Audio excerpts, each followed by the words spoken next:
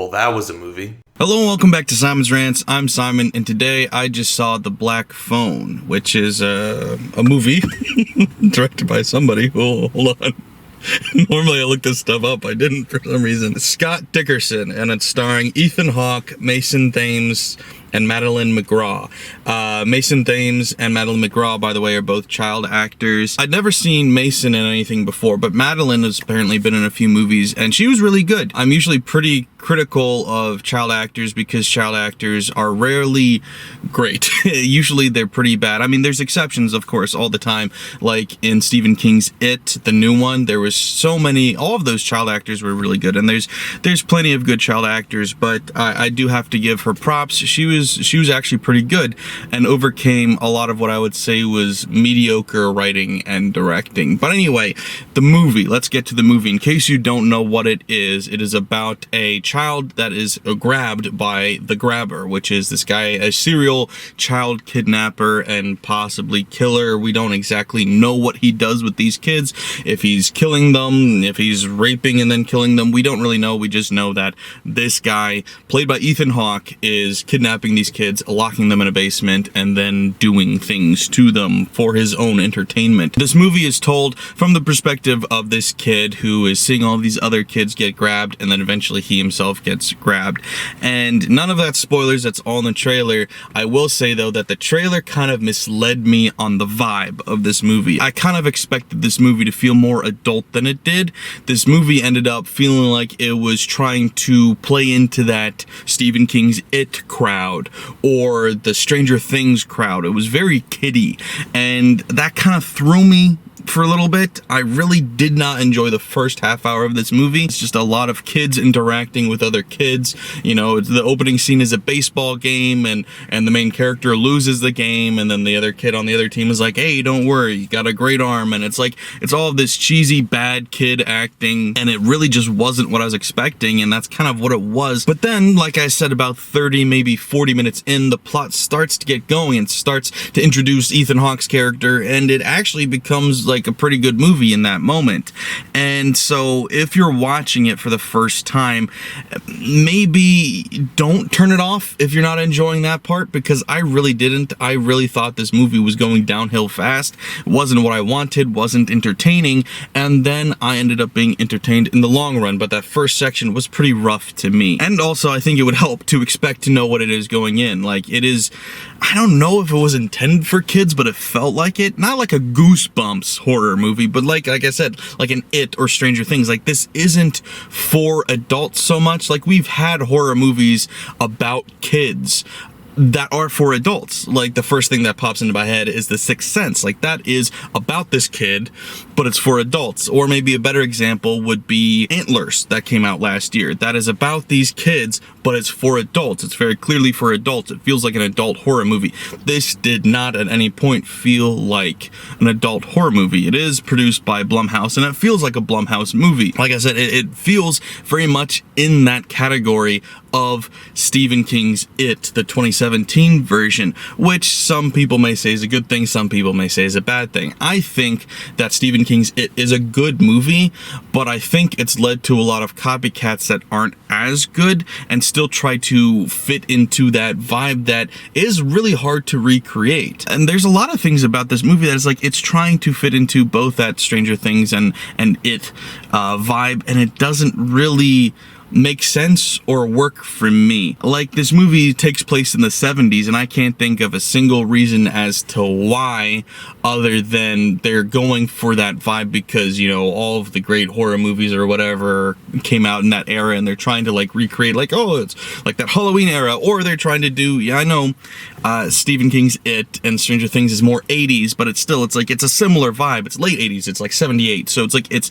trying to fit into that, and I don't know why. The trailer also doesn't really, to me at least, it didn't convey the full idea of this movie either, in that it's very Stephen King-y, more than just the It vibe that it was going for, but also for the supernatural elements of this. And I don't want to say too much because I don't want to say anything that's not in the trailer. I don't want to spoil things, but I was going into this kind of expecting more of just, oh, there's this guy that kidnaps kids, That's the scary part. There's more than that to it, and I don't know if I liked all of it. I think I did like every idea this movie brought individually, but there was a lot of parts that just didn't work together, and this movie felt more like a smattering of ideas than an actual plot, an actual story. It just felt like they kept grabbing ideas and throwing them at a wall to see what would stick, and a bunch of good ideas were thrown, so a lot of things stuck, but then when you look at it as a whole, it's not really working together, it's just a bunch of ideas. I definitely was more entertained by it than I was annoyed by it. So I feel like I have to give it a 6, but it's a soft 6 to me. It wasn't anything special. It wasn't anything groundbreaking. It was just a lot of interesting to bad ideas put together. I will say Ethan Hawke was fantastic. I thought he was great in this movie. I didn't think any of the characters had any depth to them whatsoever except for what the actors brought to it. And like I said, that child actress was really good. She did a lot to make this movie, this character, good on her own, because I thought the writing was mediocre, I thought the directing was mediocre, but she made this character interesting. There was a couple of good lines in there, a couple of Stephen King It type lines in there, especially there's a couple of scenes where she's praying throughout because she's trying to help find her brother, and so she's praying, and her conversations with Jesus I thought were really well done, especially the way that she portrayed it. And then like I said, Ethan Hawke was fantastic in this movie.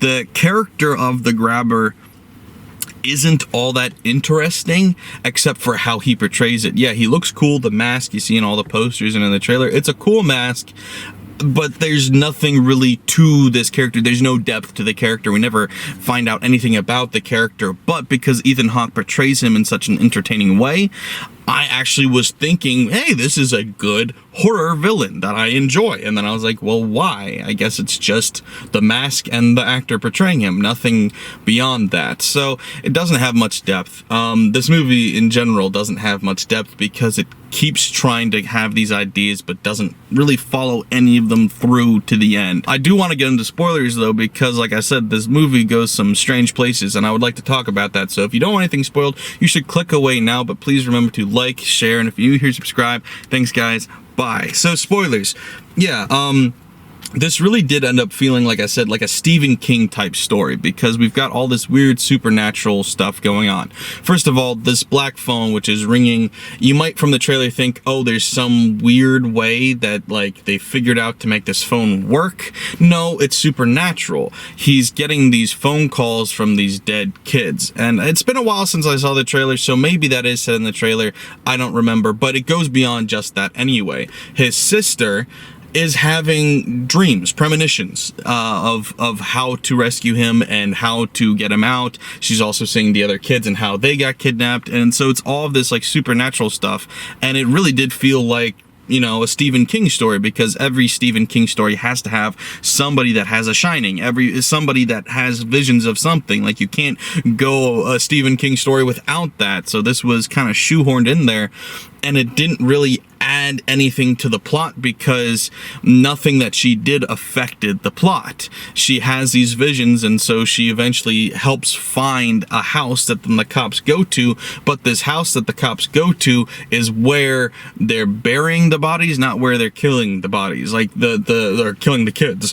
The kid, the main character kid, ends up escaping without any help of the cops, so the cops knowing where these bodies were doesn't affect anything. So this side character of this girl that's got these visions and stuff doesn't matter at all. And also, we're constantly talking about how she inherited this supposedly from her mother, because her mother had all of these visions and heard voices and stuff, and eventually led to her killing herself.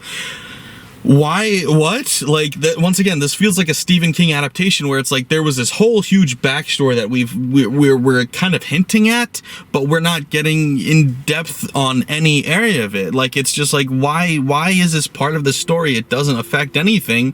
It just is confusing. And we've got this alcoholic father who he abuses this kid because he's afraid that she's gonna end up like the mother, and so like, it doesn't feel like a plot. it just feels like a smattering of ideas. Like I said, they threw shit at the wall and went, yeah, sure, we'll go with that. And then also, why was there a second house? Like I said, so, okay. If you haven't seen it, this whole time, the main character, after he's been kidnapped, is stuck in this basement and he's trying to get out with the help of these dead kids on the phone telling him what to do. And then meanwhile, we've got the other plot of his sister trying to help save him and the cops trying to help save him. And they eventually find the second house, which is across the street, directly across the street. And so we've got this timeline where it's showing both things happening at the same time. And as it's happening, I'm wondering, like, why is all of this happening at once? Because we think that they're about to find the main character kid. But the kid has his own plan to escape at the same time, so it's like, dude, why the cops? And meanwhile, the grabber's brother is trying to help him escape, and so it's like, it seemed like there was too much going on at the same time. How could this possibly all be happening at once? Like, something needs to go wrong. And so what ends up happening wrong is that the grabber's brother gets killed by the grabber. So you're like, okay, so now we only have two ways to escape. We've got, you know, the kid getting himself out and the cops showing up. But then the cops showing up doesn't actually happen because the cops go to the house directly across the street where they find a bunch of buried bodies in the basement. What, like, this is such a jumbled mess of a plot. Like, none of this needed to be in there at all. I'm gonna pause 10 seconds for station identification. Oh my god. Of course it is. Sorry. I had to take a pause because somebody was parking next to me and I didn't want to distract them or have them distract me. So I was like, this has to be based on something, right? So I looked it up. It was based on a book by Joe Hill. So I was like, who the hell is Joe Hill? The picture looks like Stephen King. So I look up Joe Hill, and Joe Hill is actually Joseph Hillstrom King, Stephen King's son. I knew there was Stephen King in here. It may not have been literal Stephen King, but there was Stephen King DNA all through this, and it really showed. And it's not great. There's too much happening, and none of it really work together as a succinct plot. Like, even with all of these kids are all trying to help this kid escape. And the first kid, I think, tells him there's dirt under the tile over here. I started digging. I didn't have enough time to dig all the way out before he caught me and killed me, but you can dig and get out. So he starts digging, and there is no hole, so I guess it was refilled, but the dirt's really loose, so he's like able to get through it really quickly. He just like is taking out in handfuls and flushing it. So within like a day or so, he's like 4 feet deep. Like, it's really soft dirt, I guess. And then he gives up.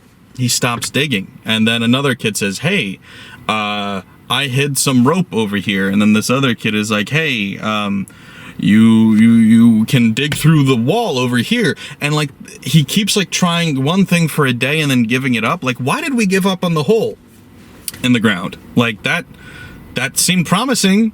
Like, you were getting out pretty quickly there. Why did we stop? And then I don't know, like, obviously, if the writer has any intelligence at all, you know that that's put there for a reason. It's going to come back later. But the way it comes back later is so lame. It's just, he uses it as a hole for the bad guy to fall into while he's chasing him. And it's like, oh, okay. And then he dug through the wall and it was into a freezer. And he couldn't get out the freezer because it's one of those like big freezers that has a lock, and so he couldn't get out. But there's meat in there, so he uses it to distract the dog at one point. It's just a lot of just okay, I guess, if you really want to do that, but it's not like good. You know what I would have done and what I thought they were going to do, because honestly this would have been a little bit more clever if you ask me, is he's got this 4-foot hole in the ground that he's covered with this carpet, because for some reason the grabber left him like 4 carpets in there, for some reason, just rolled up in the corner. Anyway, I would have, now that we've got a gaping hole in the wall that leads to the freezer, and you've taken the back of the freezer off, like this back panel off, and climbed through, but you can't get through, what I would have done is pretended that I had gotten out and hid under the carpet in the hole until the bad guy came in and saw the hole in the wall, because you can't hide the hole in the wall, and then been like, oh hell, he got out. And then he runs out looking for the kid, probably leaving the door open, and then I would have snuck out after him.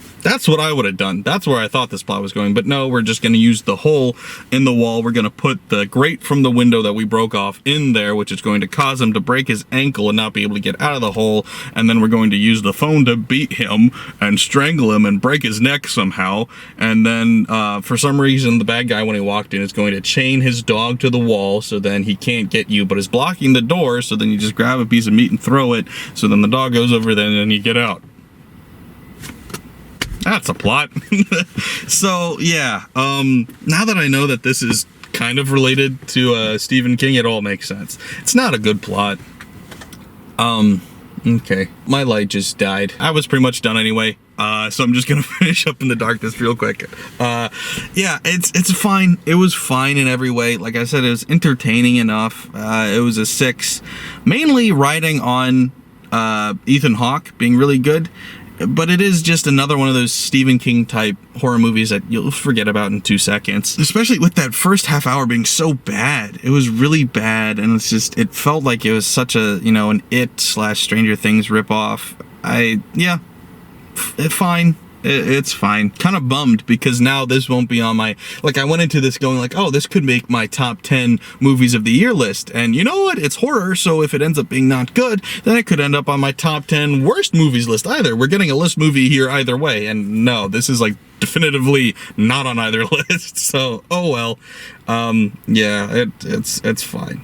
But that's it. Anyway, that's what I had to think. What do you guys think, though? Let me know in the comments below. And, of course, don't forget to like, share, and if you're new here, subscribe. Thanks, guys. Bye.